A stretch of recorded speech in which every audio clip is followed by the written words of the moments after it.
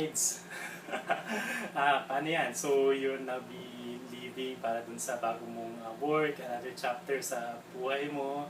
But of course, we believe naman that you can excel in everything that you do, no? Especially since pinakita mo naman dun sa service mo sa college, na talagang todo bigay. Okay, yung paglilingkod mo sa kolehiyo natin, and of course sa mga students, mga faculty members, kagaya namin, no, na tinulungan mo dun sa mga kailangan namin submit na requirements, etc. Okay, so hindi na